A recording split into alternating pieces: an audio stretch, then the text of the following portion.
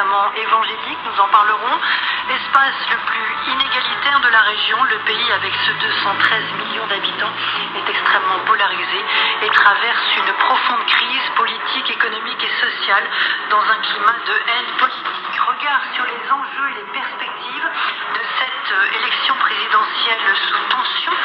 Nos invités, Juliette Dumont, maîtresse de conférences en histoire contemporaine à l'Institut des hautes études de l'Amérique latine, Université Sorbonne Nouvelle Paris 3 et chercheuse au CREDA. Bonjour. Bonjour. Lamia Ouadalou, journaliste spécialiste de l'Amérique latine. Bonjour. Bonjour. Anna Rouquier, président de la Maison de l'Amérique latine et ancien ambassadeur de France. Bonjour. Bonjour. Et Christophe Ventura, directeur de recherche à l'IRIS, en charge du programme Amérique latine et Caraïbes. Bonjour. Bonjour. Alors bien sûr, on va parler de la campagne de Jair Bolsonaro et de Lula dont la stratégie consiste à effacer d'une certaine manière son positionnement de gauche pour pouvoir incarner le candidat des gens raisonnables face à Bolsonaro. Et dans ce but, il a nommé comme candidat à la vice-présidence Geraldo Alckmin, qui avait représenté le centre-droit lors des élections présidentielles de 2006 et de 2018. La question qui va se poser est de savoir si c'est une stratégie efficace, s'il parvient au pouvoir ou quel risque cette stratégie peut comporter. L'une des particularités de cette campagne, c'est aussi qu'aucun autre candidat en dehors du duel évoqué en introduction n'est parvenu à émerger. Le grand parti d'opposition à la dictature militaire des années 70-80, le PSDB, a renoncé à présenter un candidat. Alors, je l'ai dit en introduction, la campagne est une campagne très violente. Qu'est-ce que l'on peut dire du rapport de force actuellement en présence? Sur quoi Bolsonaro fait-il campagne? Et comment expliquer que Lula soit toujours aussi populaire qu'il y a 10 ans, qu'il souhaite se lancer à la rentrée? Je ne vais pas me lancer tout à fait là-dessus, mais je voudrais dire mon sentiment sur cette campagne électorale. Ça va dans le sens des questions que vous posez. C'est une campagne électorale passéiste, marquée par la nostalgie. D'abord, il n'y a pas de renouvellement des candidatures, on trouve toujours les mêmes. Et c'est grave pour le PT, surtout parce que le PT est le seul parti politique réellement structuré existant au Brésil. Les autres ont disparu, le fameux PSDB, il n'est plus là, celui qui a permis pendant 8 ans à Cardoso de faire des réformes qui ont été ensuite accompagnées et approfondies par Lula et le PT, ça n'existe plus. Et d'ailleurs, une partie du PSDB avec Alckmin est derrière Lula. Par ailleurs, les programmes n'en voient pas. Que dit Lula? Je ferai mieux encore que la dernière fois, ce sera pareil, vous serez heureux comme à l'époque du monde des matières premières, c'est pas évident.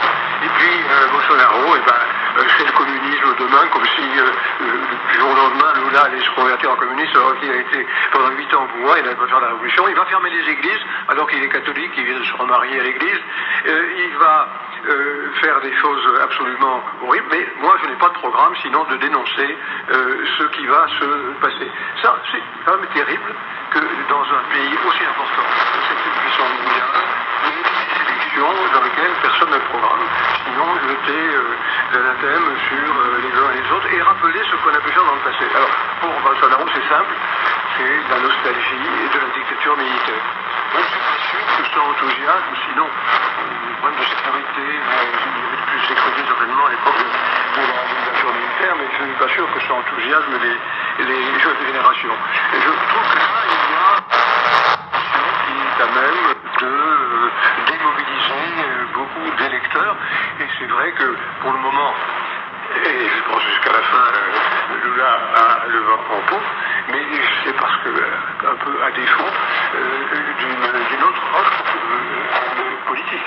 Il n'y a pas d'autre offre politique dont le choix est entre celui qu'on a présenté comme le criminel absolu, parce que quand on a parlé de la corruption a traversé tout le spectre politique brésilien, mais pour permettre la destitution de Dilma puis d'arriver au pouvoir de Bolsonaro, il y a eu une campagne criminalisant le PT. Donc le problème du PT pour le moment, c'est de faire oublier ça, faire oublier la Valja et tout le reste, et puis dire, vous étiez heureux autrefois, vous étiez heureux dans mes deux précédences, et bien on va recommencer. Ça, je trouve que c'est un peu court. Voilà tout ce que je voulais dire comme introduction. Merci Alain Rouquier, je vais faire circuler la parole bien sûr. Lamia Ouadalou, votre commentaire sur déjà ce qu'a dit Alain Rouquier, une campagne très passéiste sur le plan politique, on l'a compris, mais en revanche une violence assez extrême et qui qui apporte la preuve, si besoin en était, d'une polarisation du Brésil aujourd'hui. Oui, je pense que c'est une campagne qui est très marquée par deux éléments en particulier. Je suis totalement d'accord avec Alain sur la question passéiste, mais sur le retour de la faim au Brésil, c'est un pays qui a toujours été très inégal, c'est le plus inégal au monde d'ailleurs. Mais en 2014, le Brésil avait disparu de la carte de la faim de l'Organisation des Nations Unies.